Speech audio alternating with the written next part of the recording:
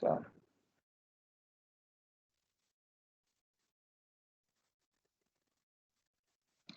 Boa tarde a todos. Vamos dar início ao julgamento do dia 22/6/2021, da sessão da tarde, às 14 horas. Vamos começar pelo processo 226 da pauta, a empresa LSM Brasil S.A., de relatoria da conselheira Thaís de Laurentiis. Com a palavra, a conselheira Thaís. Obrigada, presidente. Pessoal, esse processo da LSM 226 da pauta, assim como todos os que sucedem da mesma empresa, então do 226 ao 231, eu estou apresentando em todos uma resolução para que seja feita uma diligência no sentido da autoridade fiscal de origem avaliar se os bens e serviços são essenciais e relevantes ao processo produtivo da empresa, porque são desses casos, como a gente jogou pela manhã, que desde o início o processo tomou como parâmetro as INs 247 e 404, que foram julgadas ilegais pelo repetitivo do STJ. Tá? Então, se vocês forem ao relatório que eu coloco aqui para vocês, tem todos os bens e serviços que foram objeto de glosa, tá? Então, eu estou pedindo que tudo isso faça parte do novo laudo, do laudo que vai ser apresentado pelo contribuinte e objeto de relatório conclusivo pela DRJ, no sentido de aplicar o entendimento do STJ, do RESP 1.221.170 e do parecer normativo número 5 de 2018, tá? Se vocês forem ao finalzinho da diligência, em que tem o mesmo texto que a gente usou de manhã para os casos semelhantes de outros contribuintes, vocês vão ver só que eu coloco um grifo em amarelo, falando assim, que é para levar em consideração inclusive as notas fiscais que não possuem a discriminação completa dos serviços prestados, tá? Porque esse foi um dos motivos que deu razão para a DRJ não conceder alguns créditos que foram pleiteados, tá? Então, aproveitando que a gente faz essa diligência para melhor instruir o processo, a gente já abarca também essa situação para ver se é superável ou não a questão da discriminação na nota fiscal ter ficado aquém aí do que a fiscalização entendeu como correto. No mais, é isso, e que o contribuinte seja intimado para, do parecer conclusivo da fiscalização, se manifestar no prazo de 30 dias. É a minha proposta de diligência para todos os casos, presidente. Ok. Alguém tem algum questionamento? Não? O conselheiro Lázaro vai fazer declaração de voto também? Pretende sobre essa matéria? Na verdade, eu não fiz declaração de voto. Não, eu só fiz divergir. Eu peço a Maísa só para crescer aquele texto. Vencido o conselheiro Lázaro, Tá ok. Então vamos à votação. Conselheiro Lázaro, como vota? Divirjo para dar provimento parcial. E conselheira Maísa, como vota? Eu vou acompanhar, e até no meu voto, Lázaro, eu vou te falar, uma das questões que eu tinha colocado aqui era uma proposta de nulidade, que eu já fui vencida na turma para voltar para a DRF, tá? No meu voto eu vou contar esse caso aqui, mas eu vou acompanhar a relatora, porque agora eu estou acompanhando para evitar divergências nesse ponto. Conselheiro Silvio, como vota? Com a relatora. Conselheira Cíntia, como vota? Com a relatora. Conselheiro Jorge, como vota? Acompanho a relatora. Conselheira Ariane, como vota? Com a relatora, presidente. Ok, eu também acompanho a relatora. Então, resolve os membros colegiados, por unanimidade por maioria de votos, converter o julgamento do recurso em diligência nos termos do voto da relatora. Vencido o conselheiro Lázaro, que dava parcial provimento ao recurso para determinar o retorno dos autos para a instância de origem. Esse resultado se aplica do 221 ao 231. 226, né? Tem a Lessime Brasil também, 231. São todos, é 226 ou 231, Thaís? É o 226 a 231. Ok. Só o primeiro que eu errei, então. 226 a 231, ok. Isso. O 232 e 233, retirado de pauta por determinação do presidente em virtude da ausência da relatora. Uhum. O 235 também, retirado de pauta em virtude da ausência da relatora, e o 236, Nelson Welch, da minha relatoria, processo retirado de pauta por solicitação do patrono do contribuinte. Aí aplica para o 237 até... 251. 251. 252 também, até o 253. Termina cedo hoje, então. Esse Nelson Wentz parece que era complicado o caso dele, né? Tema. Tinha muita coisa. Certo, então vamos para... Esse aqui vai ter sustentação oral, né, parece. Deixa eu ver aqui.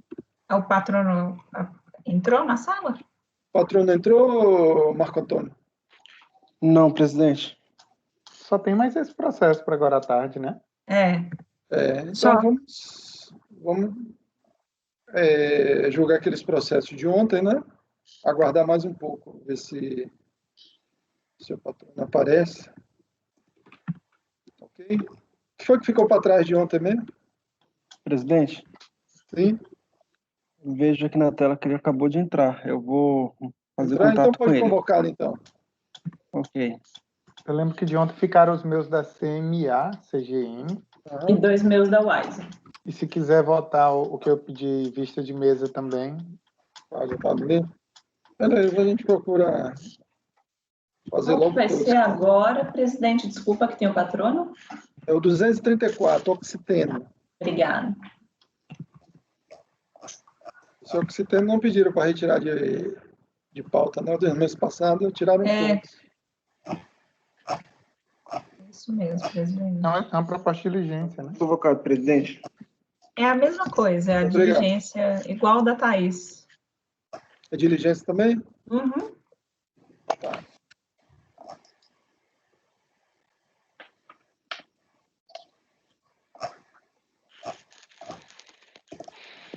Boa tarde, doutor. Olá, boa tarde. Nós vamos iniciar o julgamento do item 234 da pauta, Oxiteno, de relatoria da conselheira Maísa. A palavra à conselheira. Bom, presidente, até avisando o patrono, eu estou trazendo uma proposta de diligência, patrono, para verificação de questões. Aqui é crédito de PIS/COFINS insumos, então, eu, pela minha proposta aqui, eu já iria direto na minha proposta de resolução aqui para vocês. Pode ser, presidente? Pode ser. E o patrono tiver alguma sugestão, aí pode ser falado depois, né? Ok. O seu direito de sustentação oral vai ser assegurado quando o processo retornar para a pauta. Ok. Eu vou lá na página 6. Atentando para o presente processo, observe que a recorrente se surge quanto à negativa geral trazida pela fiscalização quanto às glosas, sem identificar pormenorizadamente a razão pela qual cada item foi considerado como insumo.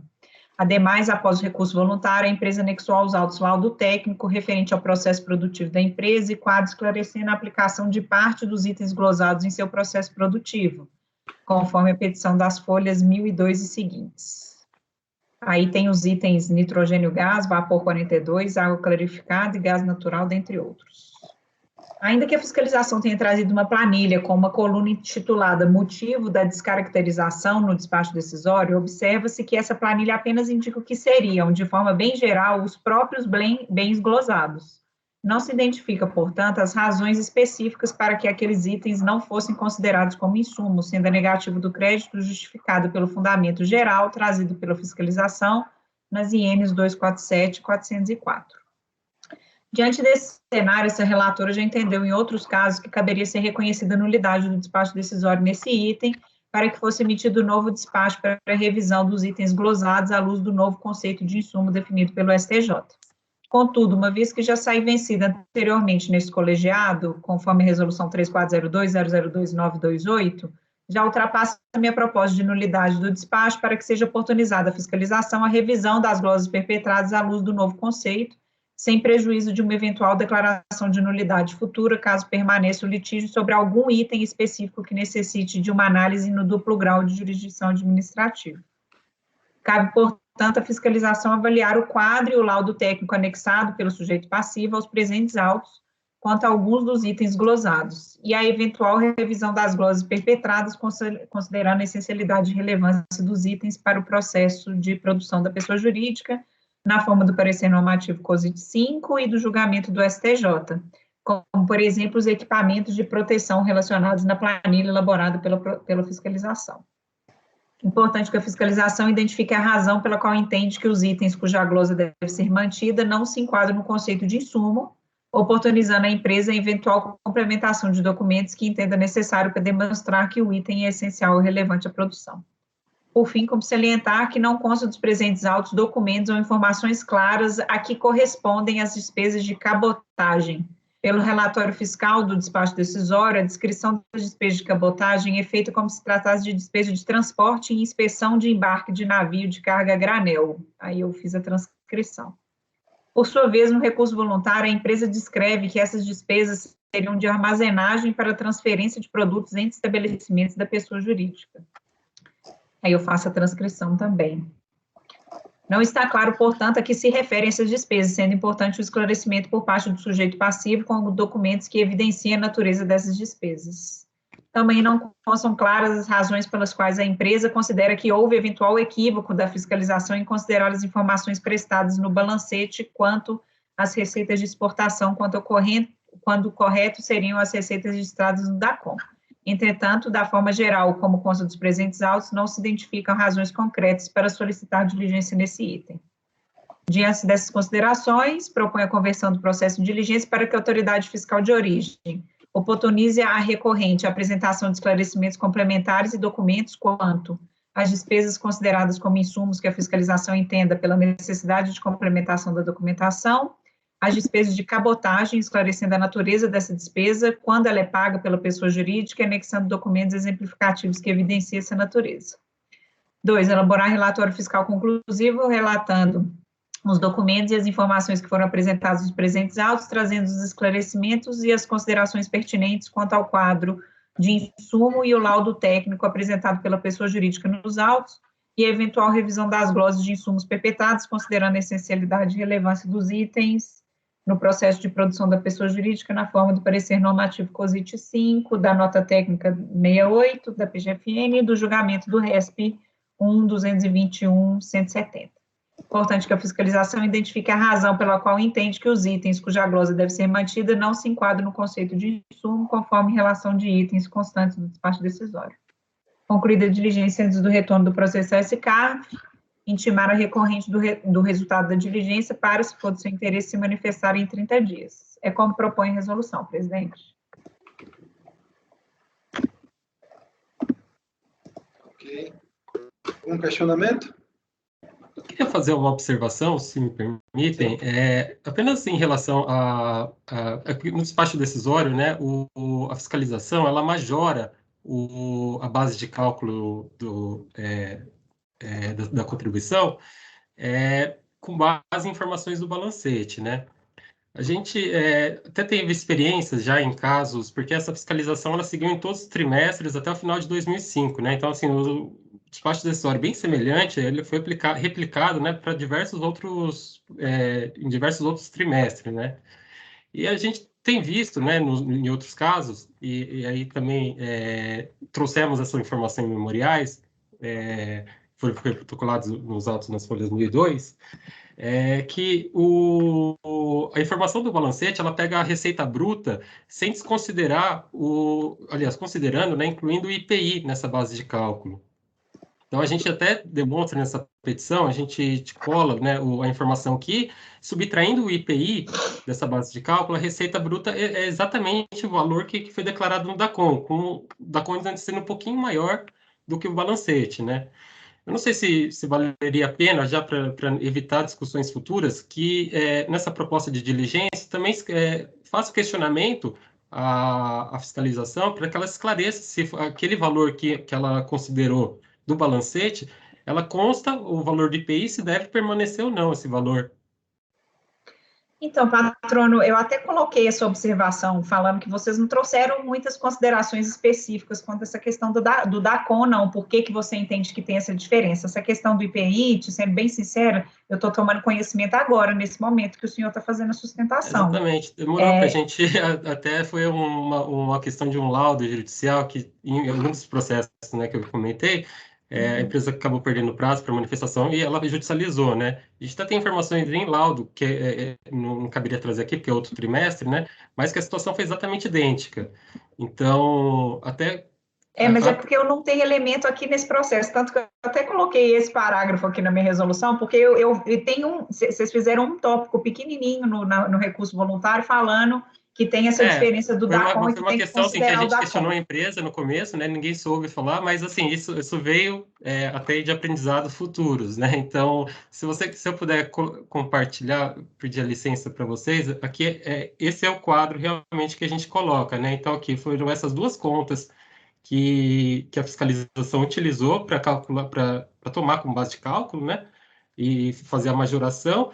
E aqui no próprio balancete mesmo a gente traz a informação. Olha, se você desconsiderar o IPI, que são despesas redutoras dessa receita bruta, o valor que vai ser o balancete sem IPI vai ser basicamente o mesmo do DACON, uma diferença simbólica, né? E isso acontece também no mês de março. Venda de produtos, essas duas contas, que foi a base de cálculo considerada, e o IPI que foi registrado no balancete, e uma diferença também muito pequena. Eu não sei o que o colegiado, se o colegiado também quer complementar eventualmente, mas é porque eu não sei como que eu colocaria esse item aqui, pelo fato de eu não ter maiores informações, isso daí para mim não gerou razões concretas nesse caso aqui para eu complementar. Eventualmente eu posso incluir um item aqui, então, garantir que você apresente esclarecimentos em relação a isso. Isso que o patrono colocou veio em memoriais? Que ele acabou de apresentar? Memorial, porque não tem... Isso, memoriais que a gente fez protocolo nos autos, né, antes do julgamento, então já consta no processo, né, folhas 1002 seguintes. Eu até fiz referência a ele, tá no processo, mas não tem... Isso daí não ficou muito claro para mim, tanto que eu até fiz referência a isso. Entendi. Acho mais, é que aí a questão fica com você. Você quer complementar? Eu posso acrescentar aqui nesse item 1, oportunize a recorrente apresentação de esclarecimentos complementares e documentos quanto às diferenças, eu vou acrescentar o item aqui, as diferenças quanto às receitas de exportação, é isso que você quer, patrono? Não seria receita, seria... Porque o que o fiscal fez, ele majorou a receita do mercado interno, né? Então, assim, a empresa tinha declarado o valor de 50 milhões, por exemplo, ele falou assim, opa, o balancete está 60, vou considerar as informações do balancete. Com isso, o rateio proporcional entre mercado interno e receita de exportação foi alterado, impactando isso no crédito da empresa. Então, seria as receitas do mercado interno que foram majoradas, né? Mas no recurso voluntário, vocês tinham falado que era a receita de exportação que está correta no DACON, né? Então, porque assim, ao majorar a receita de importação, ele também altera a receita de exportação, né? E para o cálculo, para o rateio proporcional para aferir, você pode calcular crédito na proporção de tanto mercado interno, tanto receita de exportação. Então, vou só colocar aqui um item 1.3, quanto à receita aferida no mercado interno, é isso, né? Isso. Ok, então você resolveu incorporar esse item, né, Maísa? Vou colocar, já que o patrono falou que tem isso, eventualmente para evitar uma diferença, uma diligência depois, né? A receita aferida no mercado interno, diferença entre DACOM e balancete. Aferida no mercado interno.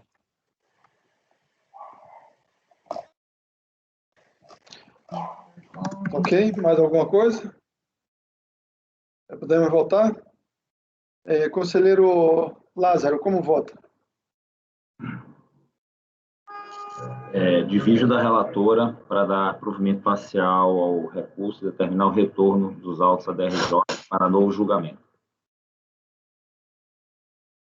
Conselheira Silvia, como vota?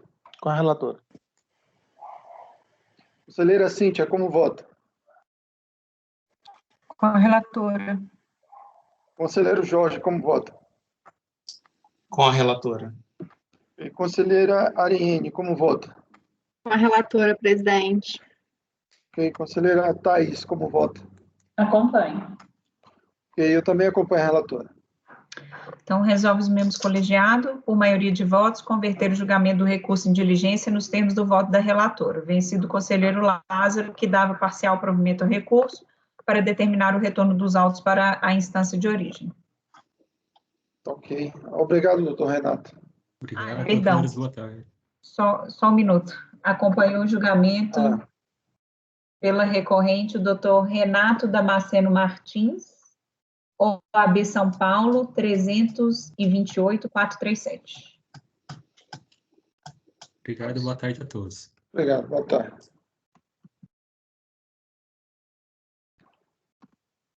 Então, agora vamos voltar para o último processo da tarde, seria esse, né? Isso. Então, vamos retornar para os de ontem pela manhã. Qual foi o primeiro? Foi o seu, ou Renan?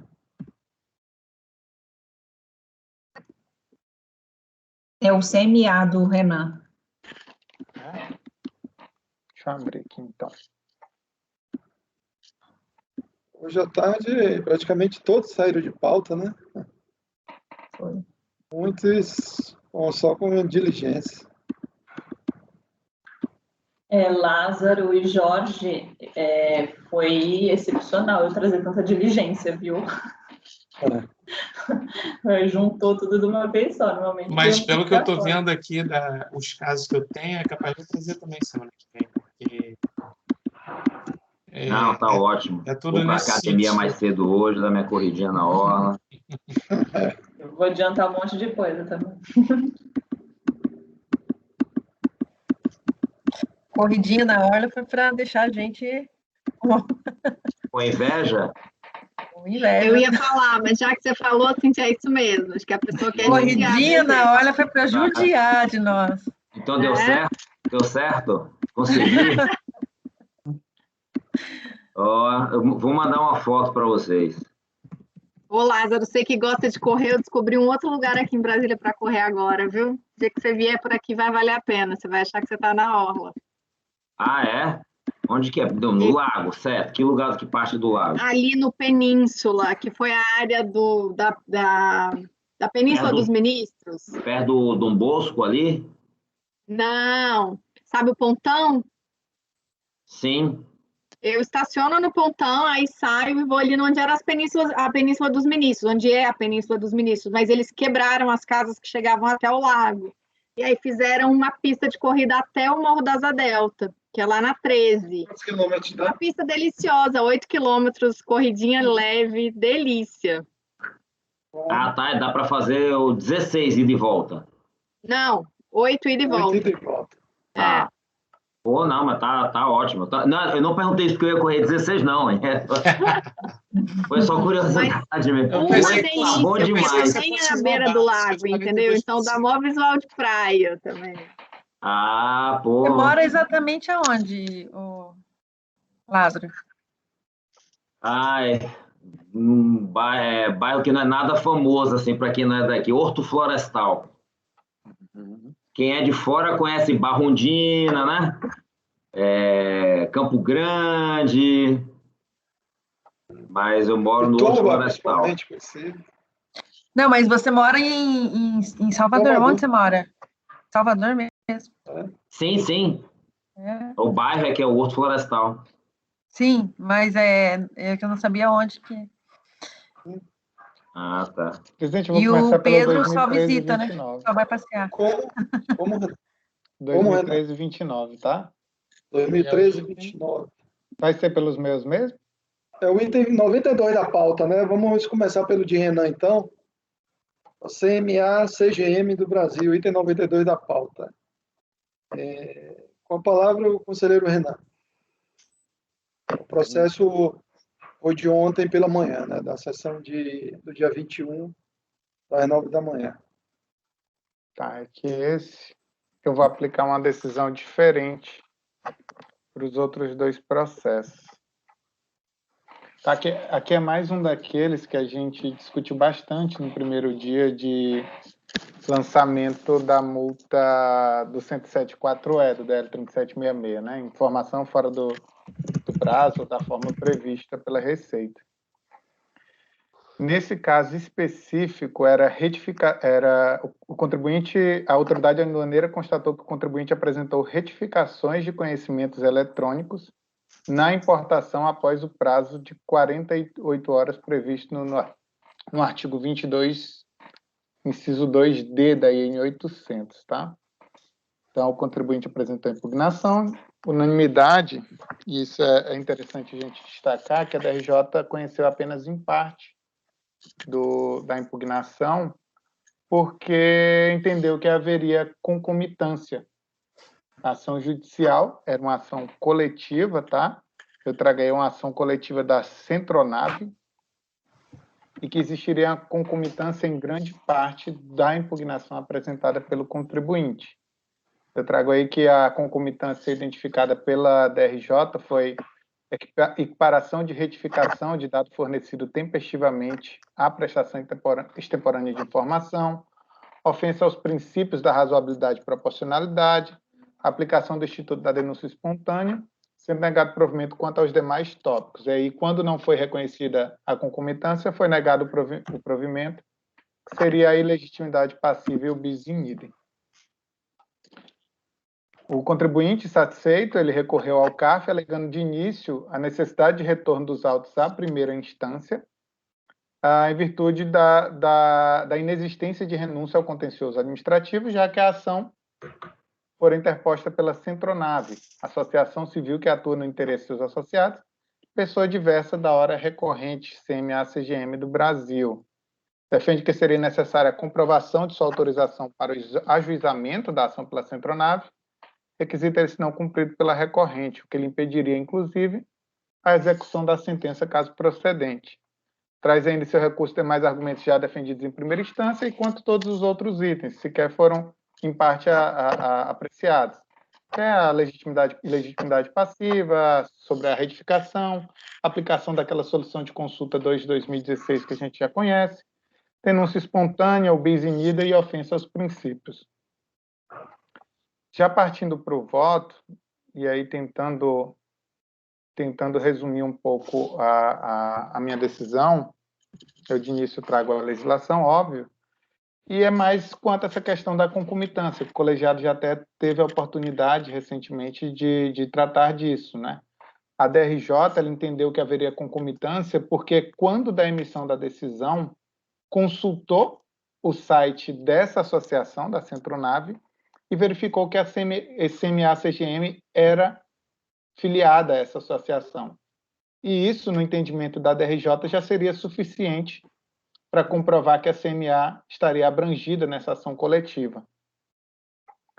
E o que eu vou trazendo na minha decisão é onde eu começo a explicar assim, de já adianto entender pela razão da recorrente.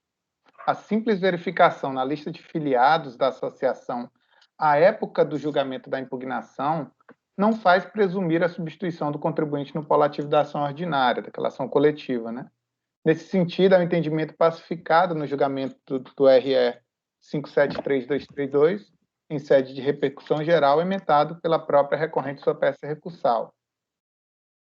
E vou trazer, inclusive, um acórdão meu, 3402.007.592, que eu tive a oportunidade de apreciar a situação análoga, que, com base em decisões vinculantes do STF, tem-se que a coisa julgada das ações coletivas propostas por associações civis somente teriam efeito para os associados que conferiram autorização expressa para a associação litigar em seu nome, residentes no âmbito da jurisdição do órgão julgador, devendo constar da relação jurídica juntada inicial do processo de conhecimento.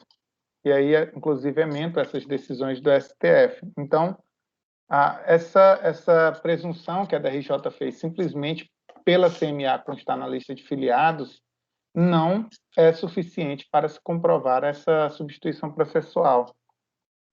Salvo engano, nesse estudo, Ariane, eu acho que eu até li uma decisão sua nesse sentido, não sei se estou equivocado, acho que você decidiu exatamente dessa forma, né? Que deveria ser comprovado esses requisitos. E o que eu vou fazer nessa decisão? Nesse meu acórdão anterior, eu citei um acórdão do conselheiro Salvador Cândido Brandão, que é esse 3301.007.622. O que foi feito nesse acórdão do conselheiro Salvador? Ele reconheceu a nulidade do acórdão de primeira instância e determinou o retorno aos autos para que a DRJ apreciasse os documentos, os argumentos de impugnação, tendo em vista que não haveria essa concomitância.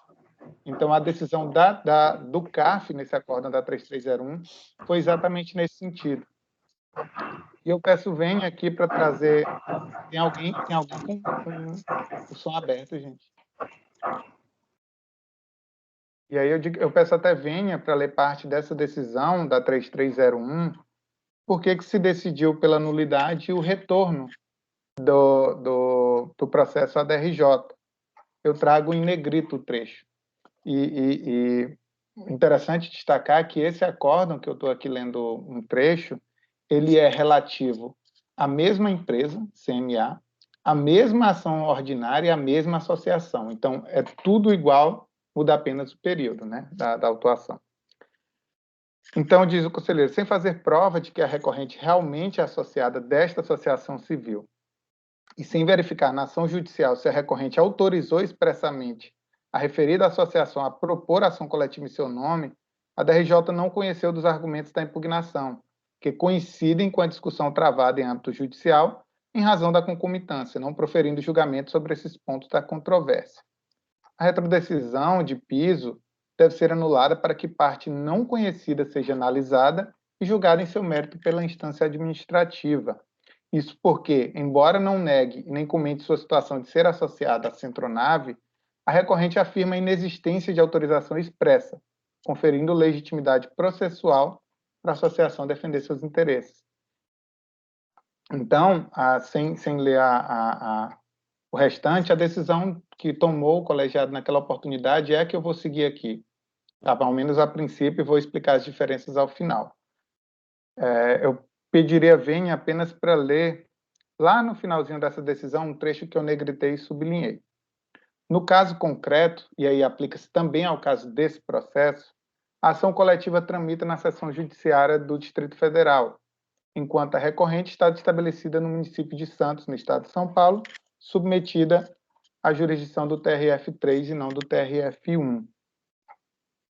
E agora com minhas palavras. Os pressupostos e fundamentos da decisão precedente coincidem com o caso ora litígio, inclusive quanto ao estabelecimento da recorrente em jurisdição diferente do órgão julgador, motivo pelo qual entendo pela nulidade da decisão de primeira instância e a consequente necessidade de apreciação do mérito dos argumentos defendidos em sede de impugnação. Ou seja, estou adotando aquela decisão para o meu caso. Eu acrescento ainda que, consultando esse processo precedente no Comprote, após ele retornar para a DRJ, ele já foi para arquivo, né? Ele foi decidido na DRJ e lá mesmo já foi dado o provimento à impugnação do contribuinte, já que, como eu disse desde o início, tratam-se de retificações. E o que é que eu vou propor de diferente aqui nesse meu processo?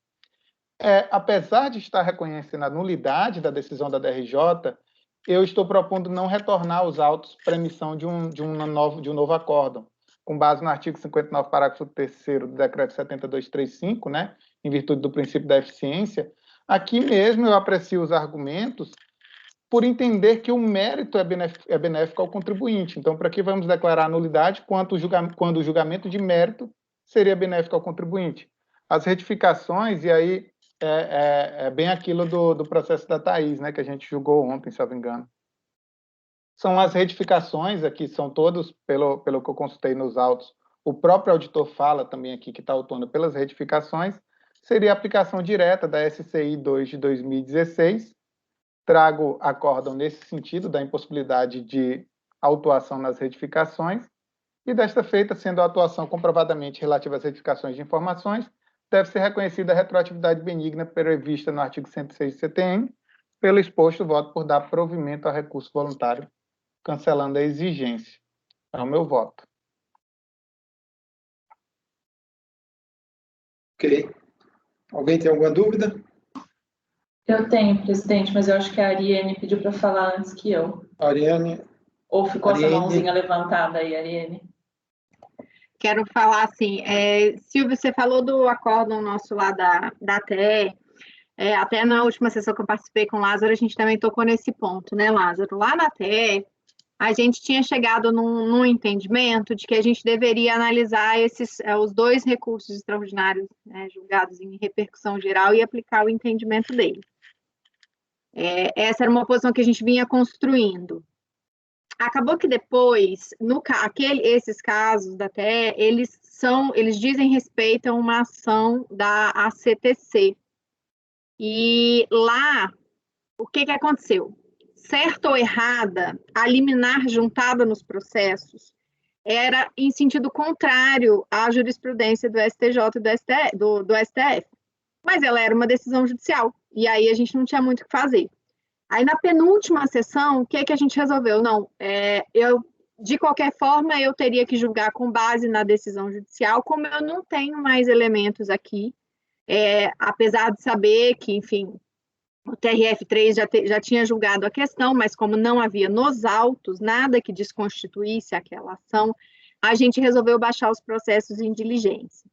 Na última sessão na TE, a gente pensou mais um pouco, e aí agora com a composição que a Lara voltou a fazer parte lá, nós discutimos mais uma vez e acabamos fechando o entendimento de que no caso dessas ações da CTC, como tem a determinação que transitou em julgado era pela lista que foi anexada à ação, uma vez que as empresas constem da lista anexada, a gente reconheceria a concomitância e ponto final, entendeu? Vi que aqui no seu caso, na verdade, a gente está superando essa questão porque você está aplicando aí direto no mérito, que seria a retificação, então a gente não entra na questão da denúncia espontânea. É esse o ponto, né? E aí a minha dúvida dessa...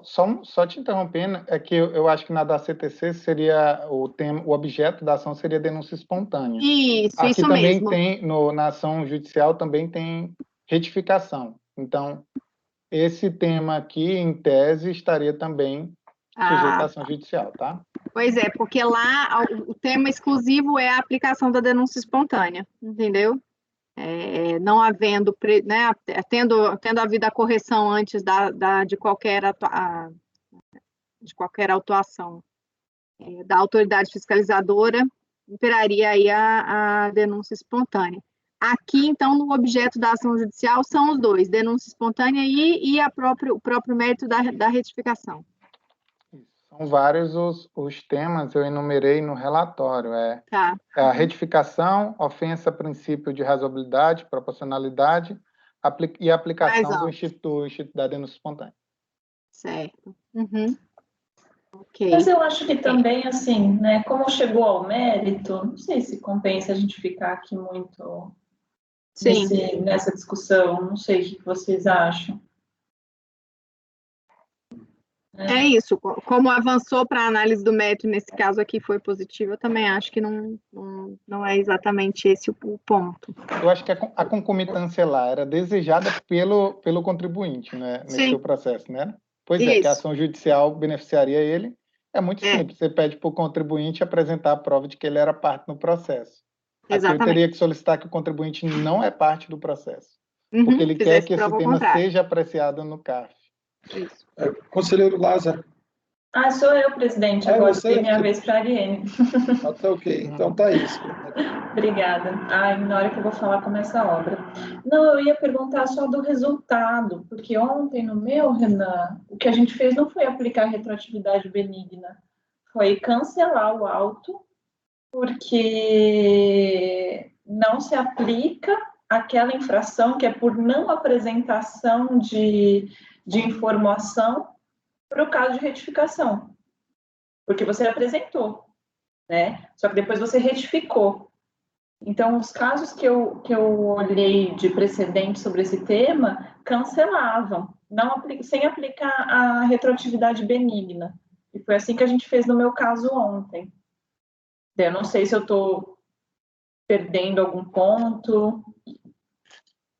Bom, eu já tive a oportunidade de apreciar processo semelhante, eu tenho entendido pela retroatividade benigna, tendo em vista que a instrução normativa inicialmente trazia a previsão expressa da equiparação da retificação à inclusão de informação. Salvo engano, eu nem trouxe muitos detalhes disso, apenas citei o acórdão que eu faço justamente essa decisão. É o artigo...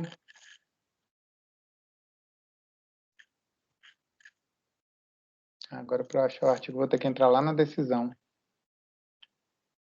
Mas você colocou aqui, Renan, perdão, que você colocou as alterações ou retificações das informações já prestadas anteriormente pelos intervenientes não configuram prestação de informação fora do prazo, não sendo cabível, portanto, a aplicação da citada multa. Isso. Daí já não é... Mas essa é uma solução de consulta de 2016. Não, esse é um acordo que você refere, é o 3402.007.589. Foi isso que a gente fez no meu caso ontem. A gente cancelou sem falar de retroatividade benigna. É pelo fato da retificação não ser deixar de prestar informação. Isso, porque houve prestação de informação, né? E pelo que eu entendi, os julgamentos da Câmara Superior são nesse sentido, de não se configura essa infração. A retificação de informação não se amolda ao tipo do artigo 107, 4E, porque ele pressupõe que nenhuma informação tenha sido prestada.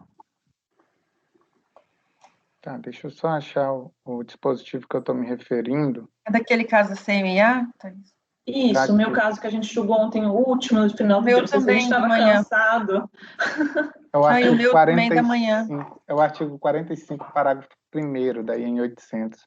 Configura-se também prestação de informação fora do prazo, alteração efetuada pelo transportador na informação dos manifestos ICE, entre o prazo mínimo estabelecido nessa IN, observados rotas do prazo de exceção, etc.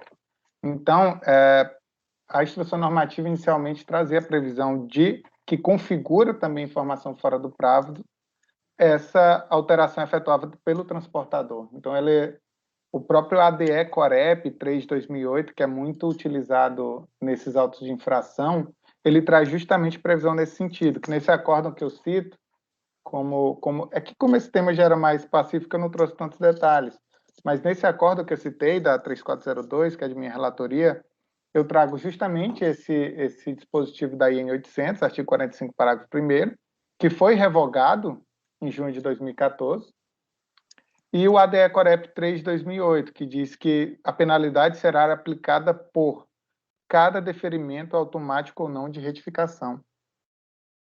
Então, eu entendi que como a IN 1473 de 2014 revogou esse parágrafo 1º do artigo 45, haveria justamente por isso a aplicação da retroatividade benigna.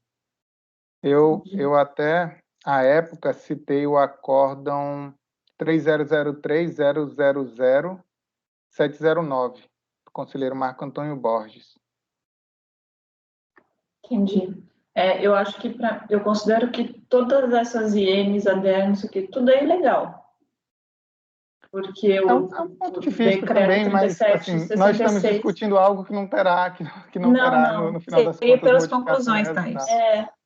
Mas é só para eu me situar também, porque ontem eu falei eu fiquei confusa com esse monte de informação de retroatividade benigna. Não. Era para saber se eu não estava me perdendo alguma coisa. Mas então tá bom, o resultado vai ser o mesmo. inicialmente não havia dúvida. A Receita Federal, retificação, quando era já ultrapassado o prazo, multava. Isso não tinha dúvida dentro da Receita Federal. E eu já tive a oportunidade de analisar alguns autos de infração. A fundamentação é justamente essa. É o artigo 45, parágrafo 1º, que equipara a alteração à informação extemporânea, e o ADE-Corep 3 de 2008, que fala que a multa será aplicada por retificação.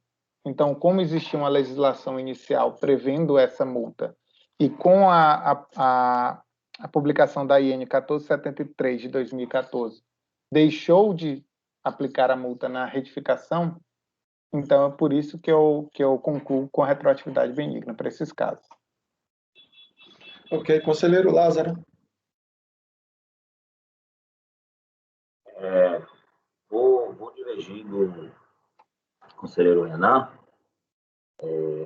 Até entendo, toda a construção dele realmente foi baseada em decisões, né? Então tem respaldo de outros colegiados. Em relação à nulidade, primeira discordância minha, não vi configurado nenhum cesseamento de direito de defesa ou nenhuma daquelas hipóteses do artigo 59.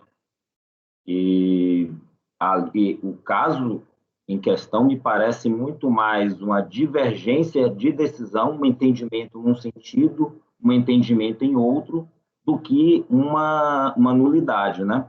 O manual do presidente, ele fala, isso é uma questão de preliminar, né? Foi concomitância, certa ou errada, existente ou não. A concomitância foi uma decisão que foi tomada pela existência. O manual do presidente de turma, ele orienta a página 51 que, ainda no que diz respeito às preliminares, convém destacar que, se o colégio adquém superar ou decidir de forma diversa uma preliminar acolhida pelo colegiado ACO, essa decisão adquém não implica nulidade da decisão ACO, mas simplesmente a sua reforma e, conforme a natureza da preliminar, o processo poderá retornar à autoridade julgadora ACO para que esta prossiga na apreciação antes interrompida com o acolhimento da preliminar. Nesse sentido, a interpretação do CARF para esses casos. Esse manual foi aprovado por uma portaria, a portaria ela não é vinculativa, se eu não me engano, eu não estou com essa portaria agora aqui, mas me parece que ela não é vinculativa, não. Mas eu me filio a esse mesmo entendimento e não vejo nenhum motivo para o não acolhimento de uma preliminar em unidade. Em segundo, a questão da retroatividade benigna, na minha opinião, também ela não ocorre, porque a mesma instrução normativa que revoga o parágrafo 1º do artigo 45, ele cria no artigo 27, seu parágrafo 9, uma disposição dizendo que a retificação de informação não afasta a aplicação das penalidades e das infrações. Então, eu não vi de que forma exista essa retroatividade benigna. Porque se por um lado ela excluiu, e na solução de consulta 2, eu já tinha falado isso, né, de 2016, o próprio recurso, o próprio consulente, ele explica por que é que ocorreu essa revogação.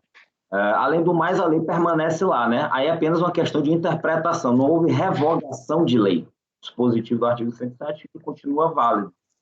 A gente vai interpretar que deixar de retificar ou não é deixar de prestar informação, aí vai depender de qual é a informação. De qualquer forma, eu não consigo ver essa retroatividade benigna. Mas são só esses os meus pontos. Ok. Cíntia? No mês passado, nós julgamos um processo da minha relatoria, Helma, e também abordou exatamente esse mesmo assunto com relação à concomitância, né? Inclusive com relação a esse mandado de segurança da ACTC, né? Que tratava do Instituto da Denúncia Espontânea. Por ocasião da sessão, eu tinha até sugerido inicialmente essa nulidade da decisão de primeira instância para retornar os autos para análise.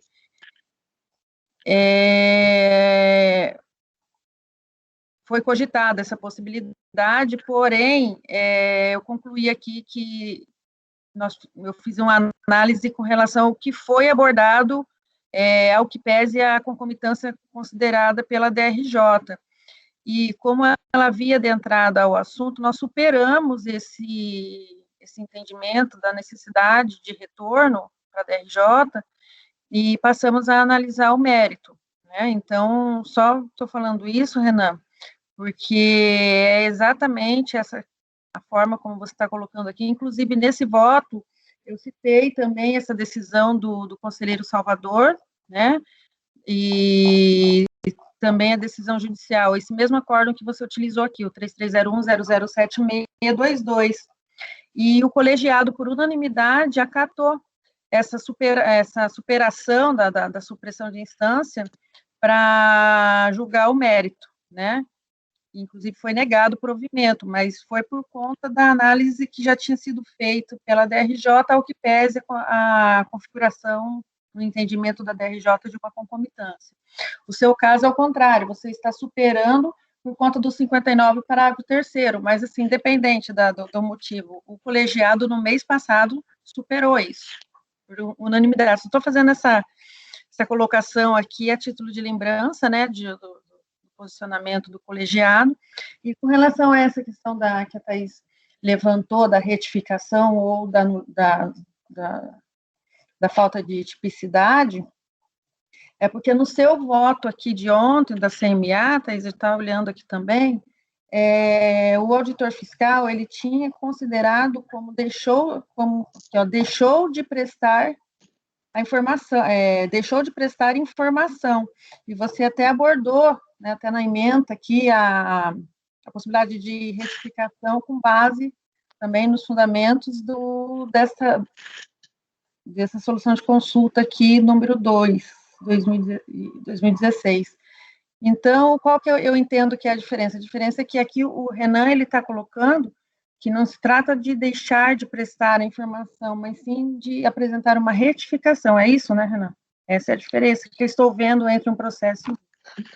assim, por partes, vamos lá. Primeiro, dessa questão da nulidade. Lázaro citou uma nota do presidente e tal. Interessante, não seria uma nulidade, retorno os autos para a aprovação da decisão na parte em que não foi apreciado. Ok, pertinente, mas para mim, sendo bem sincero, para mim está claro ali visto na motivação. Não pode a DRJ simplesmente, olha, eu consultei o site da associação, lá verifiquei que a CMA é filiado a tal associação e por isso concomitância. Não, não é assim que se faz. O STF já colocou que não é isso. Então, para mim, isso é claro, visto motivação, para mim isso é nulo. A decisão é nula, retorno para que seja feita uma nova decisão. Nesse ponto, para mim, é bem tranquilo. Na questão da retroatividade benigna, ou como a própria Thaís colocou, não seria bem uma retroatividade, mas a lei desde o início já não previa a multa pela retificação. Eu posso até adotar esse entendimento, Thaís, também sendo bem sincero, porque, de fato, não há... eu até concordo com você, para falar a verdade. A lei, na verdade, se você parar para pensar, a retificação nunca foi objeto de punição. A minha única dificuldade em simplesmente falar isso é esse artigo 45, parágrafo 1º, e o ADE-COREP 3 de 2008. Tanto que a Receita Federal recorrentemente fazia essas autuações com base em retificações. Então, a legislação... ao menos era essa a interpretação do fisco, previa a possibilidade de autuação da retificação de informações. E o que mudou para agora nós entendermos que essa retificação não é mais objeto de multa? Algo tem que ter mudado. Então, para mim, é justamente essa solução de consulta e a alteração da IN 1473, por mais que o Lázaro tenha entendimento que o parágrafo 9º continuou prevendo a multa por retificação, para mim, aquela revogação do artigo 45, parágrafo 1º, deixa claro que a Receita Federal não mais considera a retificação como fato sujeito à aplicação do 107.4E. Para mim, ali está claro. Mas eu acho que é uma discussão secundária, eventualmente se acompanha pelas conclusões, o colegiado, assim, decidir, não haveria problema nenhum na elaboração da decisão. Acho que minhas considerações são essas. Ok. Lázaro, agora. É bem rápido, é só relembrando aqui um pequeno cuidado que a gente deve ter com a nulidade, porque nulidade de preliminar, se a gente começar a entender que acolhimento ou não acolhimento, divergência de entendimento preliminar de preliminar pode gerar nulidade, e essa preliminar foi gerada no despacho decisório, isso vai impedir, isso vai ocorrer a homologação tácita da compensação, porque vai ser nulidade material, não é nulidade formal, e o fisco, então, nem vai poder mais rever isso. Vai simplesmente homologar tacitamente a compensação. Então, talvez seja um dos motivos pelos quais a orientação do CAF é não declarar nulidade. Mas era só essa, mais um destaque. Conselheira Thaís. Eu só esqueci de abaixar a mão, presidente. Eu já falei. Obrigada. Então, Jorge. Suas considerações, Jorge. Só sobre a questão do parágrafo 9º do artigo 27C da IN... Cadê o número dela? Da IN 1473 de 2014, tendo em vista que há uma incongruência entre a interpretação que o Lázaro deu e a solução de consulta da COSIT 2 de 2016, eu entendo que esse parágrafo teria que ter interpretação em que se eximisse a penalidade cabível por retificação, que ele fosse lido apenas como relativo a qualquer outra penalidade referente a essa alteração em relação ao conhecimento de transporte. Porque ele fala de tributos e penalidades cabíveis, eventualmente, a questão de classificação de mercadoria incorreta, há outras questões que geram penalidades e que não são referentes a atrasos, entendeu? Ainda que eu entenda que, da época da IN, sem levar em conta a solução de consulta, coubesse essa interpretação. É isso. Tá ok. Mais algum questionamento? Não? Então, vamos ao voto. Conselheiro Lázaro, como vota?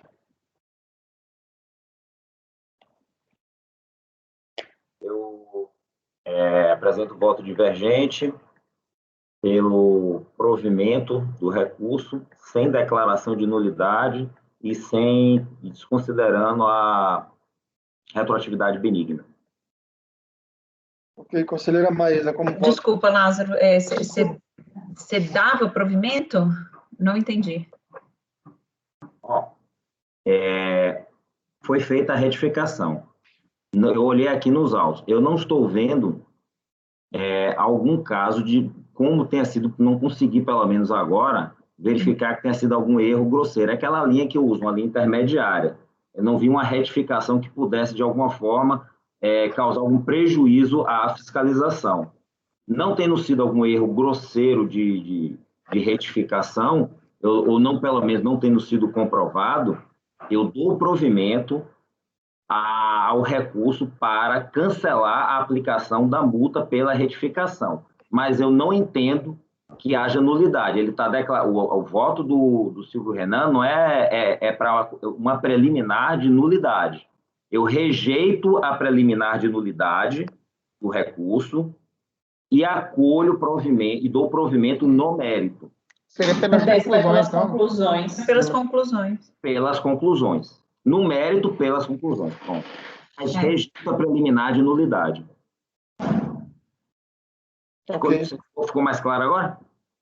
Estava meio confuso mesmo.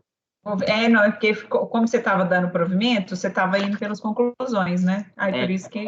tem razão. A meu ver, que aí você está, no final das contas, você está acompanhando a conclusão. Sim. Ou dar provimento. Isso. Tá. Desculpa, presidente, agora.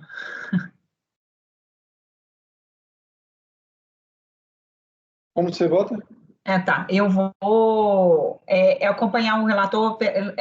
Só nesse ponto aqui, Renan, eu só queria entender, porque você falou, não, pode ser que eu vou colocar, porque na última vez que eu votei isso, eu tinha considerado essa questão que não era retificação, porque a IN não trazia a obrigação, não era retroatividade. Então, a minha conclusão seria quanto ao mérito, né, que ela não seria, o resto está certinho, para mim a sua proposta aqui, ela está correta. É só a questão da IN, então, você vai manter dessa forma, como está no seu voto? Então, eu vou acompanhar pelas conclusões também, presidente, só quanto ao mérito. Ok, conselheira Cíntia. Eu vou acompanhar o relator. Ok, conselheiro Jorge. Eu acompanho o relator. Conselheira Ariane. Eu também acompanho pelas conclusões, presidente. Ok, conselheira Thaís. Presidente, só fazer um pequeno destaque com relação à parte da nulidade que foi discutida, eu acabei não me manifestando. É interessante o que foi colocado pelo Lázaro. O que eu acho só é que é o seguinte, uma vez que, mais que seja uma preliminar, né, então não necessariamente precisa levar à nulidade aquela preliminar em que parou, né, a decisão recorrida. Mas, quando a gente vê, por exemplo, nesse caso concreto, ao parar no ponto a concomitância, quando a DRJ diz a concomitância, ela não adentra ao mérito. Ao não adentrar o mérito, a preterição do direito de defesa e contraditório, que é justamente a hipótese de nulidade que diz o decreto 70.235. Então, por isso que eu, mesmo com essas novas considerações, que estava aqui pensando sobre elas, eu continuo concordando com as colocações do Silvio Renan a respeito da nulidade da decisão da DRJ.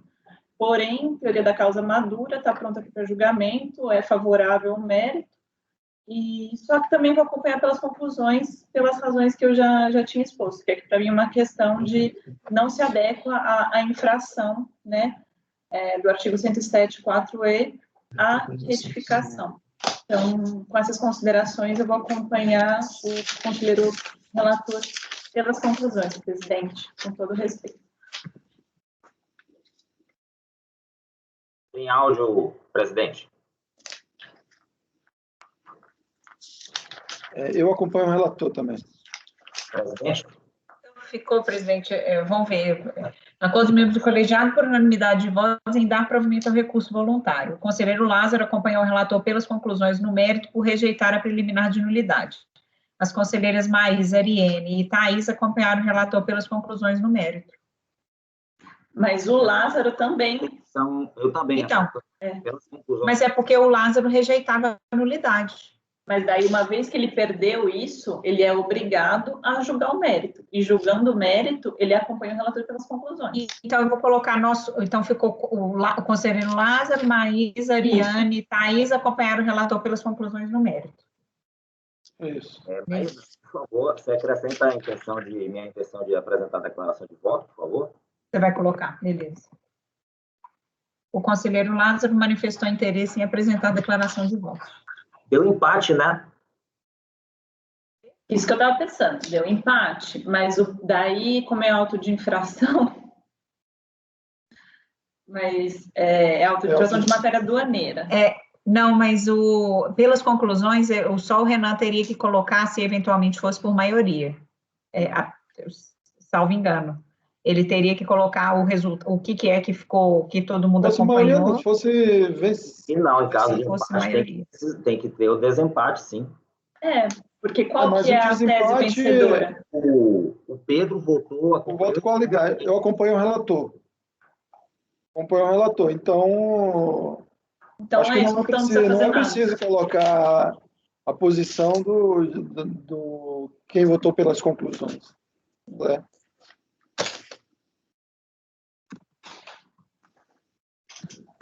Então, vamos ao próximo item, Renan, é o item 94, né? CMA.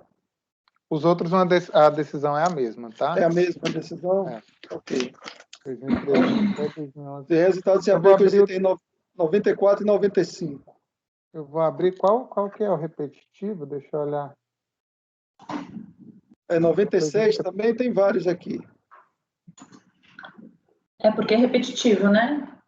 É repetitivo tudo, né? Não, mas ele também se aplica ao outro, que não é repetitivo. Olhando, eu estava olhando aqui, esse foi o 92 que a gente julgou, né? Tem ainda o 122 e o 123 da CNA. O 92 é que é o repetitivo, né, gente? 92 que é o repetitivo. 92 é o paradigma, né? O paradigma, pois é. Não, tá certo. Do 93 ao 121 é repetitivo, é isso? Isso. Então, nós vamos julgar agora o 122 e o 123. Perfeito. Isso, 122. Com a palavra, o conselheiro Renan. Eu vou utilizar o 2013-27, mas a decisão é a mesma. Aqui, colegiada, a diferença é que o contribuinte vai apresentar uma petição depois do recurso voluntário alegando a existência de fatos supervenientes. E aí nós não vamos mais falar de ação coletiva, que aqui seria, em tese, o processo seria muito parecido com o outro. A única diferença é que haveria um pouco de questionamento se é uma retificação ou não, mas eu a princípio, não quero entrar nisso. Por quê? Porque o contribuinte, depois do recurso voluntário, ele apresenta uma petição informando, olha, eu venho trazer conhecimento do CARF a existência de um fato superveniente. Eu até trago no finalzinho do relatório. Posteriormente, em pedido datado de 15 de setembro de 2020, alegou a ocorrência de fato superveniente, conforme se extrai das folhas 170 seguintes, informou que a recorrente, que, inconformada com a decisão da DRJ, que lá era essa questão de concomitância, em paralelo à interposição do recurso voluntário, optou por ajuizar ação anulatória de débito fiscal. E aí a ação agora é própria do contribuinte, já não vamos mais ter essa discussão de ação coletiva, visando desconstituir esse e outros autos de infração em idêntica situação a partir dos fundamentos de defesa que deixaram de ser conhecidos pela DRJ. Destaca que obteve decisão judicial favorável com trânsito julgado em 28 de julho de 2020, ante a inexistência de recurso pela Fazenda Nacional. Dessa forma, pede pela extinção das multas exigidas, dada a sentença proferida nos autos da ação judicial. Então, o processo em si ele era muito parecido com o anterior, só que nesse existe uma ação judicial própria do contribuinte em que ele diz ter transitado em julgado a seu favor. Então, já no meu voto, assim como no outro processo, vou trazer a legislação, os fatos em si, e aí vou com as minhas palavras, já na página 5. Ocorre que o mérito desse ponto e de outros sequer foi tratado pelo colegiado, é a questão da retificação e dos argumentos do contribuinte, pelo colegiado de primeira instância, que entendeu pela renúncia à instância administrativa em virtude daquela ação coletiva. E, não obstante a apresentação de recurso voluntário, pretendendo comprovar a inexistência de concomitância com a ação ordinária, a recorrente, em setembro de 2020, protocolou nova petição, formando da ação anulatória, discutindo especificamente esse processo e outros em situação análoga. Em sua petição, alega ter obtido decisão judicial favorável, com trânsito em julgado 28 de julho de 2020, com a declaração de nulidade dos lançamentos tributários formalizados nos autos de infração, e aí trago destacado a transcrição da decisão judicial, que fala justamente desse processo administrativo, 2013-27. A decisão é, pelo exposto, julgo procedentes pedidos para declarar a nulidade dos lançamentos formalizados e entre os processos declarados a nulidade consta o presente. Em que pese ter informado o trânsito em julgado do feito, certo é que consta o despacho de 22 de 10 de 2020, determinando a remessa dos autos ao TRF, e aí apenas juntei a consulta do PJE desse processo, consulta pública.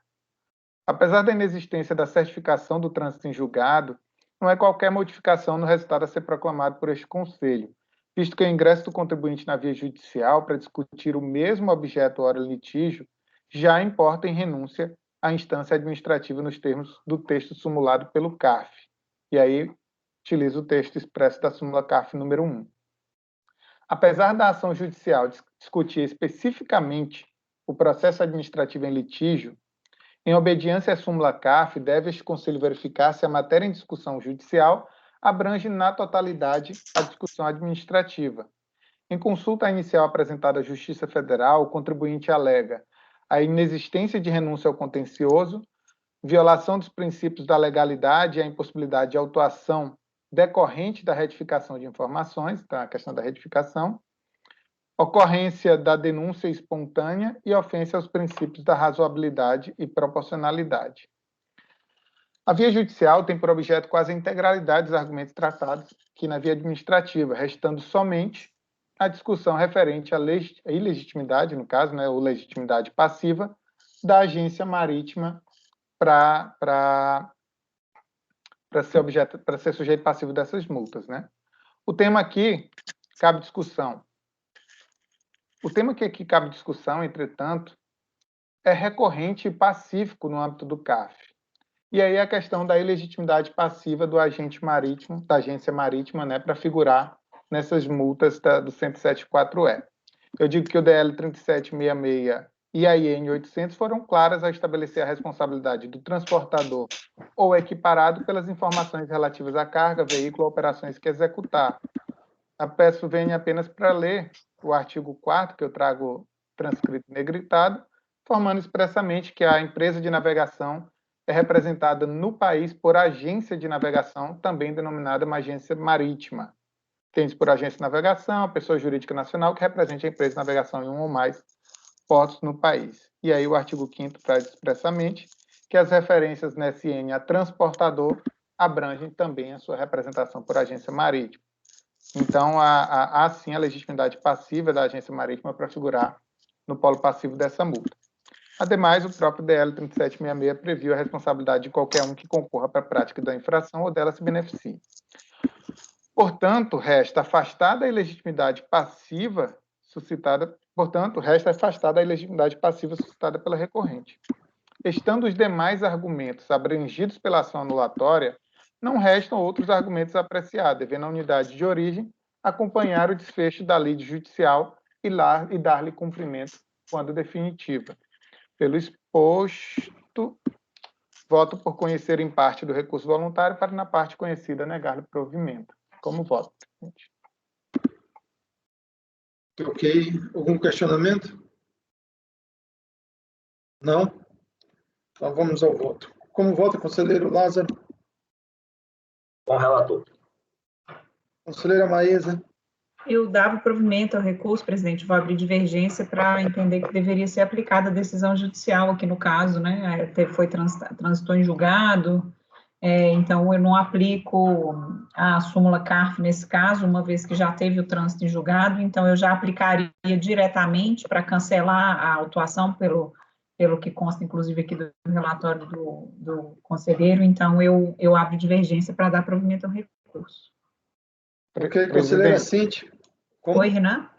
É só um esclarecimento que eu coloquei que o contribuinte afirma o trânsito em julgado, mas no finalzinho da página 4 eu informo que há despacho determinando remessa dos autos ao TRF. Então não há certidão de trânsito em julgado ainda no processo, tá? Por isso que eu juntei esse extrato da consulta pública ao PJE. Ali não há certidão de trânsito em julgado não, tá? Mas tem a identificação aqui de que cancelou o auto e que isso daí foi encaminhado para a TRF para cumprimento, né? Não identifico que seja para cumprimento, não. Eventualmente, ou foi remessa de ofício, não dá para saber. Eu não tenho, a consulta pública, eu não consigo consultar praticamente nada do processo, por isso que eu me limitei a colocar o que tem no extrato do processo. Lá não tem certidão de trânsito em julgado. Ok. Só para esclarecimento, presidente. Tá bom.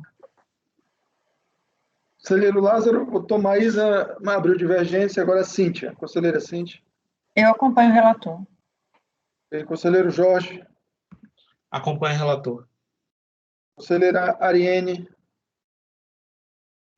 Eu vou acompanhar a divergência, presidente. Conselheira Thaís. Presidente, normalmente nesse tipo de situação, existe uma decisão judicial, eu também tomo essa providência de aplicar no caso. Mas aqui, como eu tenho dúvida do trânsito em julgado, e, na verdade, isso vai ser feito em liquidação, né, eu vou acompanhar o relator. Ok, eu também acompanho o relator, tenho meu entendimento. Então, acordos membros do colegiado, por maioria de votos, e negar provimento ao recurso voluntário. Vencidas as conselheiras Maísa e Ariane. Ariene, desculpa, Ariene. Ariene, ok. Resultado Esse foi o... Se aplica ao 2011-86 também, tá? O item... 122. 122. Esse é o 122, não? 122 e 123 são idênticos. 122 e 123, isso.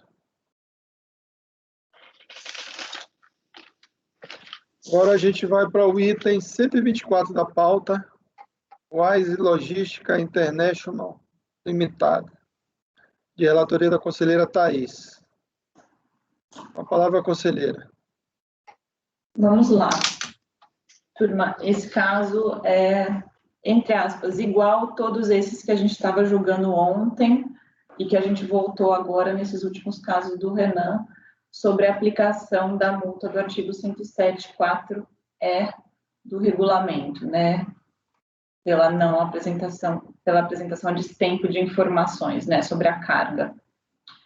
Nesses casos aqui, nesses dois da WISE, eles são muito parecidos e muito simples com relação à defesa que foi apresentada pelo contribuinte. Então, ontem eu até fiquei um pouco assim, falei, nossa, será que faltou alguma coisa, né?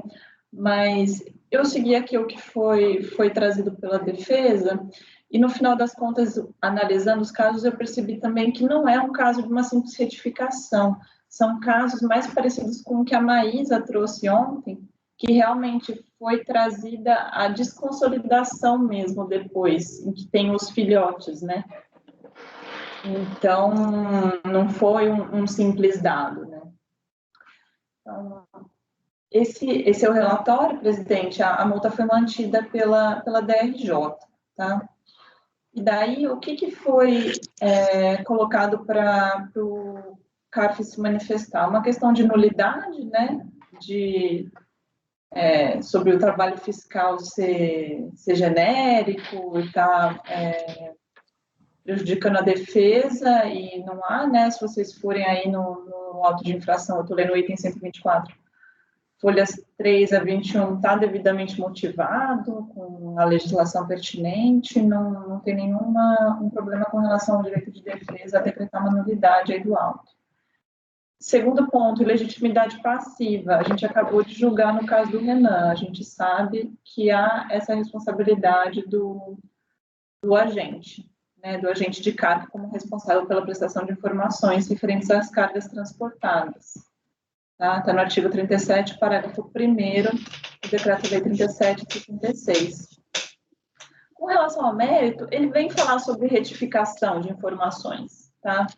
Foi aí que eu até vi que no CARF existem vários processos sobre esse mesmo assunto dessa mesma empresa, e eu vi que a maioria dos casos foram resolvidos dessa forma que eu coloquei aqui, tá? Que, na verdade, você está falando de retificação, mas você me traz prova que isso era uma simples retificação, tá?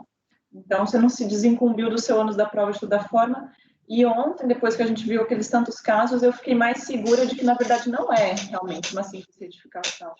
Tá? A informação da carga desconsolidada veio posteriormente. Tá? E, por fim, a denúncia espontânea. Estou aplicando a súmula CARF número 126. A conselheira, só um minutinho, acho que a conselheira Cintia Helena caiu a conexão dela. Aguardar ela retornar.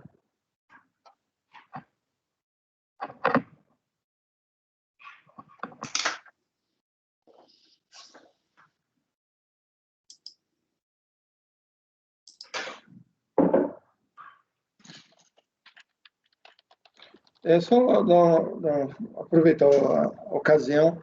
Ariane, a gente conseguiu um suplente para ficar a manhã toda aqui, certo?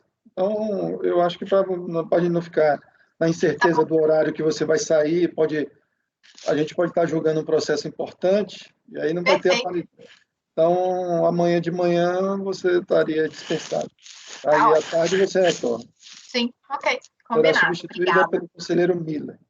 Ok. Pode continuar, então, Thaís. Obrigada, presidente. Então, o segundo argumento de mérito trazido pela recorrente é com relação à denúncia espontânea. Eu estou afastando com base na súmula CARF número 126. O terceiro ponto é proporcionalidade e razoabilidade da multa. Estou afastando com base na súmula CARF número 2. O último argumento de mérito é um pedido de relevação da penalidade, que eu estou afastando, falando que isso é competência do ministro da Fazenda, na época, né, o de ministro da Economia, não do CAF. Por todas essas razões, eu estou negando o provimento ao recurso voluntário. É como voto, presidente. Tá ok. Alguém tem alguma dúvida? Só para destacar aqui que a Thaís, como sempre, cuidadosa, colocando o trecho do auto de infração, isso aqui não é retificação, né, gente? Isso aqui é informação. O que ele não fez foi prestar a informação sobre a desconsolidação. Então, não tem nada de retificação nesse processo. Eu até vou colocar na parte ali do que ele não fez prova da retificação e que no auto de infração se vê claramente que se trata parágrafozinho, para ficar mais claro ainda. Ok, então vamos ao voto. Conselheiro Lázaro, como voto? Acompanha a relatora. Conselheira Maísa, como voto? Acompanhe. E conselheiro Silvio Renan, como voto? Com a relatora. E conselheira Cíntia, como voto? Com a relatora. Conselheiro Jorge, como voto? Com a relatora. E conselheira Ariene, como voto? Com a relatora também, presidente. E conselheira... E eu acompanho a relatora também. Acordo os membros do colegiado, por unanimidade de votos, em negar provimento ao recurso voluntário. Ótimo. Agora o próximo item, Thaís. É igual, presidente. Ah, igual? Você aplica o mesmo resultado? Uhum. É o item 140. 140, que é o outro... Então, do 124 eu apliquei até o 139, presidente, e aí, então, o 140 eu vou reproduzir o mesmo resultado. Outro paradigma, o 140, que é o mesmo resultado, né? Não, o 140 é um separado. O paradigma era o 124, que aí aplicou do 125 até o 139. Beleza, 140 não é paradigma, não. Não, mas é igual, não é isso, Thaís? Isso. Isso, então também negar provimento. Então, acabamos a pauta toda, né? Até hoje não tem mais nenhum processo pendente, né? Então, teve o do Renan. Ah, tem o de Renan. Dá para fazer? De Lázaro, né? Isso, do Lázaro. Olha como é bom pedir vista de mesa. Pois é. É que eu estava só em dúvida, eu já tinha até me manifestado inicialmente, seguindo o entendimento que a Maísa expressou, né, pela impossibilidade de aplicação de multa, mas fiquei bastante em dúvida, visto os argumentos também do conselheiro Lázaro, de que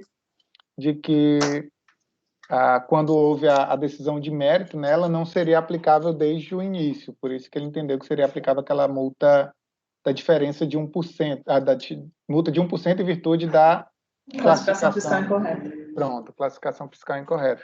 Qual o item mesmo? É 168, BSH. 168.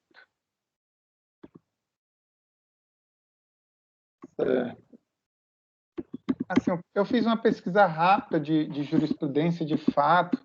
Esse tema então, ele não... só para deixar registrado, voltamos ao julgamento do item 168 da pauta de relatoria do conselheiro Lázaro. Conselheiro... como é que ficou a votação, Maísa? Após a leitura do voto do relator negando provimento ao recurso, abriu divergência a conselheira Maísa para dar-lhe provimento em razão da tipicidade da conduta realizada com foco em decisão judicial. Em seguida, pediu visto o conselheiro Renan. Tá ok. Então, pode falar, Renan. Eu vou até... Isso. Eu fiz uma consulta à jurisprudência porque eu já tinha a decisão que eu tinha citado quando da discussão inicial de outro processo do mesmo contribuinte que o colegiado entendeu que não seria possível a aplicação da multa. Eu me refiro ao acórdão 3401-002-000.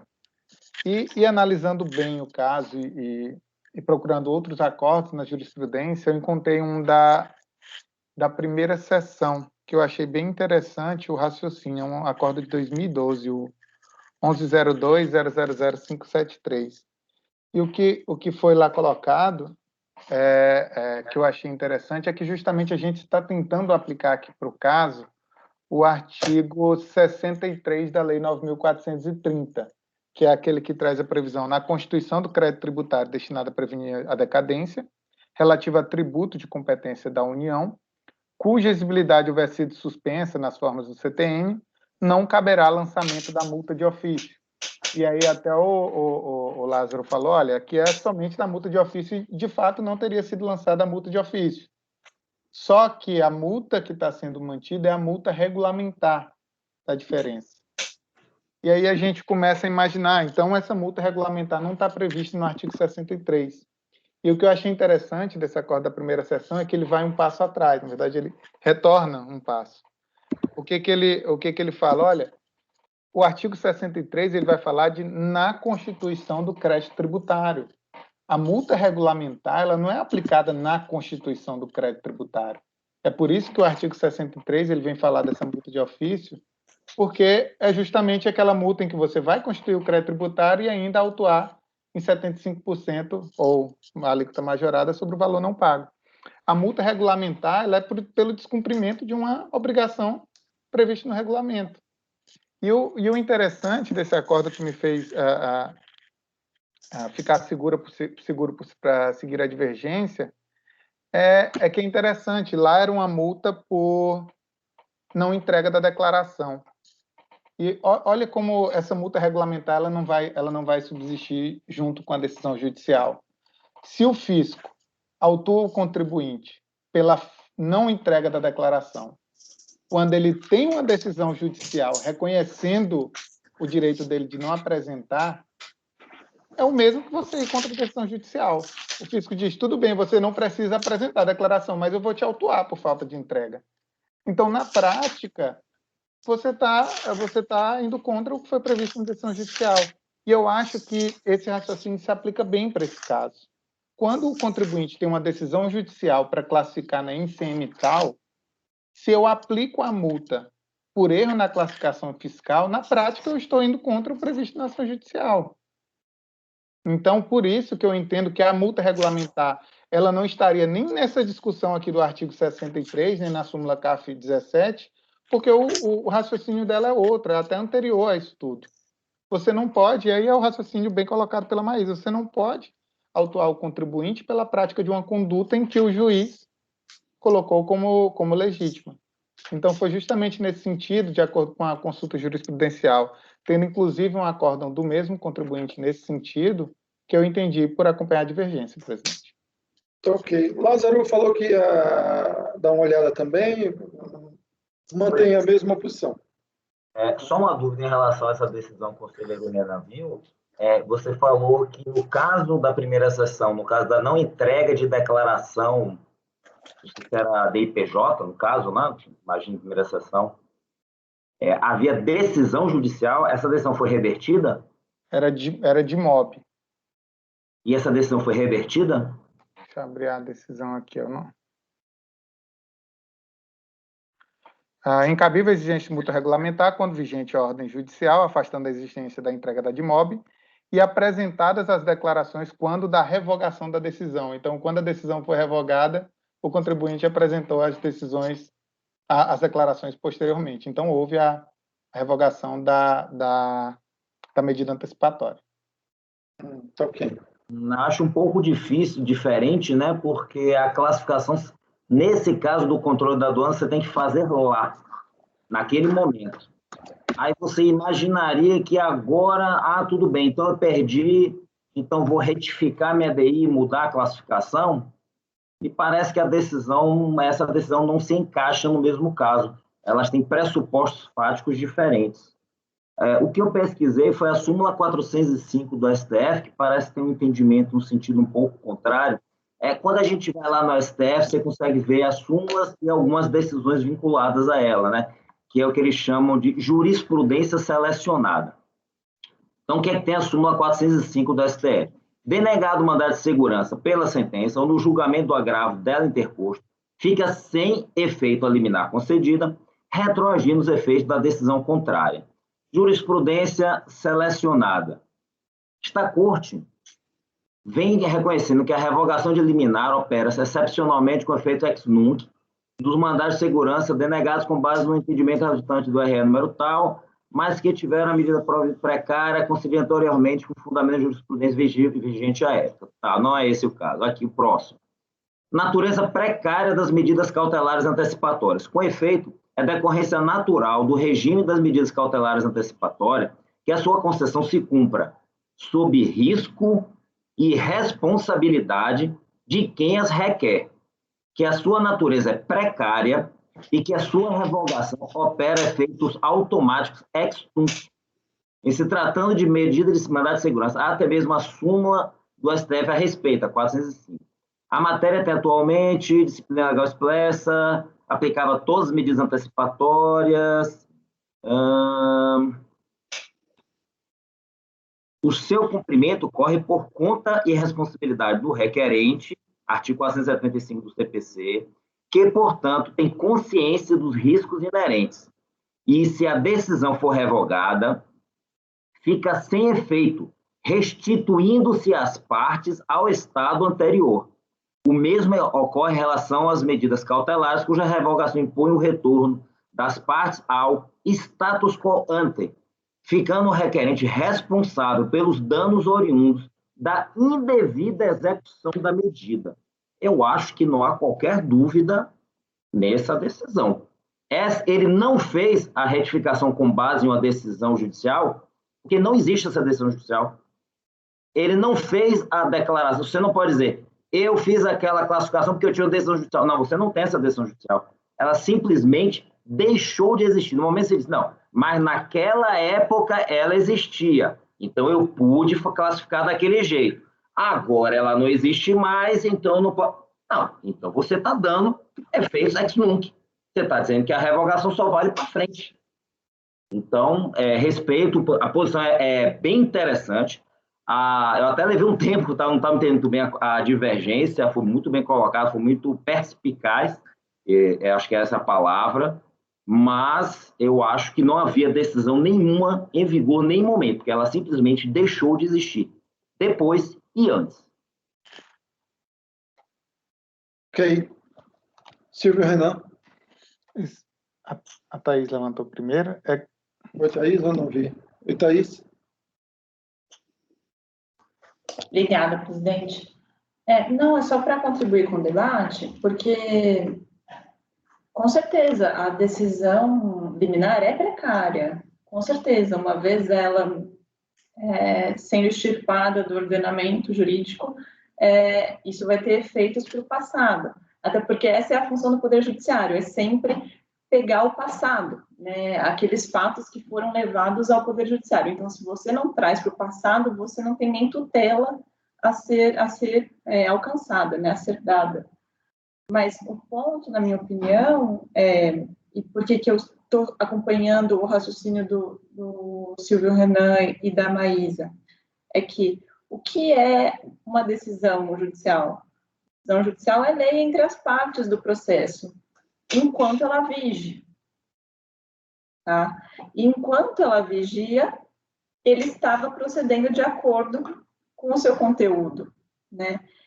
E daí é uma questão que foi colocada ontem, que a gente está tratando de multa.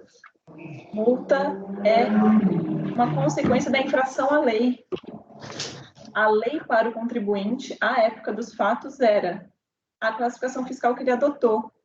Qual está sendo a multa que está sendo imputada? Classificação fiscal incorreta, que no caso não há, porque a lei para ele era a lei com aquela decisão precária que foi reformada. Mas para aquele momento em que ela existia, ela era o que determinava o direito vigente. Então, por conta dessas questões, eu continuo seguindo aí o raciocínio que estava sendo colocado ontem. Ok. Silvio Renan. Eu tive essa preocupação também, Lázaro, desse ponto de vista, até porque isso que você está falando, dessa decisão, é nada mais do que a súmula CARF 50, que diz que é cabível a exigência da multa de ofício se a decisão judicial que suspendia a exigibilidade do crédito tributário perdeu os efeitos antes da lavratura do auto de infração. É justamente esse ponto que se levantou, que é a súmula CARF 50. Se o auto de infração for lavrado depois que a decisão perdeu o efeito, ela vai ser, inclusive, lavrada com a multa de ofício de 75%, que é justamente esse efeito ex-tunc da decisão de mérito. Eu vou lavrar essa multa depois do julgamento do processo, eu lavro com a multa de ofício. Só que, nesse caso, o auto de infração foi lavrado ainda durante a vigência da decisão judicial. Então, se ela fosse posterior, eu até tomaria outro cuidado de apreciar um pouco mais. Mas tendo em vista aqui que a multa, inclusive, como você falou, foi lavrada sem a multa de ofício, então isso mostra que ela foi lavrada quando ainda suspenso a exigibilidade do crédito tributário, essa multa foi lavrada dentro da vigência da decisão judicial. Mas por isso que ela teria decaído. Hã? Mas se fosse para esperar a decisão, ela teria ou poderia ter decaído. Eu sei disso, mas... 5 anos depois do desembaraço. O fisco não poderia mais lavrar. Esse é o motivo do lançamento para prevenção da decadência. Até o nome é esse. É o lançamento para prevenção da decadência. Só que quando ele é realizado, nós temos duas súmulas. Se o lançamento para prevenção é realizado durante a vigência da decisão que suspende o crédito tributário, sem multa. Só que você pode ir para a súmula CARF 50. Auto de infração lavrado depois que a decisão judicial que suspendia a exigibilidade perdeu os efeitos, aí você já lavra com a multa de ofício. Esses são textos simulados, não é muito uma questão de entendimento.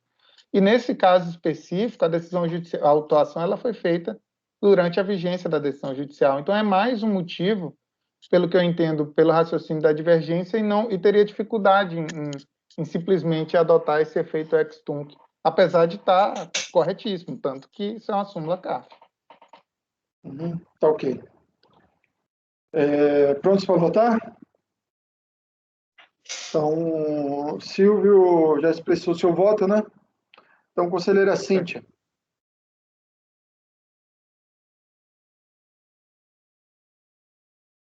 Tá muda, Cíntia. Estava mudo. Oi, eu vou acompanhar a divergência. E conselheiro Jorge. Olha, apesar de ontem eu ter ficado em dúvida em relação à similaridade a um processo de consulta, a operação de FCM, eu não tenho como deixar de reconhecer o efeito ex-tunc realmente da liminar de mandado de segurança e concordar com o relator. Eu acompanho o relator. Ok. Conselheira Ariene. Eu voto com a divergência, presidente. Ok. Conselheira Thaís. Da discussão, turma. Acho que foi um dos casos mais interessantes que a gente teve, né, até agora nessa reunião. Mas estou convicta ainda hoje de acompanhar a divergência, presidente. Vai acompanhar a divergência? Isso. Tá, eu também acompanho a divergência. Eu acho que havia um impedimento judicial para lavar essa multa. Ok? Como ficou, Maísa? Com o acordo dos membros colegiados, por maioria de votos, em dar provimento ao recurso voluntário em razão da tipicidade da conduta realizada com fulcro em decisão judicial. Vencidos os conselheiros Lázaro e Jorge. Designada conselheira Maísa. Maísa? Tá ok. Agora... Acabou. Acabou? Não tem mais nenhum processo? Tem que dar mais uma olhadinha, mas pelo menos aqui, pelo que eu estou vendo. Okay. Queria só dar um aviso para vocês, que na reunião que teve de presidentes na semana passada, um projeto do CAF aí de fazer reunião com streaming, né? Streaming, né? E não há mais previsão de retirar processo de pauta a pedido da PFN ou do contribuinte, como é feito hoje nas reuniões online, né? Que vai ser online, mas eu acho que vai ter outro formato, certo? Eu não sei direito como é, eles estão trabalhando nisso ainda, então fiquem atentos que é possível que em agosto todos os processos que ficaram para trás podem entrar em pauta. Certo? Presidente, em função do valor, não. O valor continua mantendo de fora. Não teria mais essa questão do valor. Tá. Retornariam todos os processos. Não está definido ainda, mas eu só estou alertando vocês para não tomarem um susto ou que vem tudo de uma vez, né? Pode ser em agosto, mas pode atrasar tributário todo e a regularização junto à PFN. Então é isso. Então acabamos o processo, né? Você conferiu, presidente? Eu conferi aqui, pelo menos na minha anotação aqui está certo. Tudo ok, né? Não. Bem, bem, então. Bom que terminamos cedo, né? 15h40. Dá tempo de fazer as coisas ainda. Tá bem? Beleza. Então amanhã estaremos de volta às 9 da manhã. Até amanhã. Até amanhã à tarde, pessoal. Para a gravação. Até amanhã, boa noite. Até amanhã, todo mundo. Boa tarde. Boa tarde. Boa tarde, né? Boa noite. Tchau. Tchau.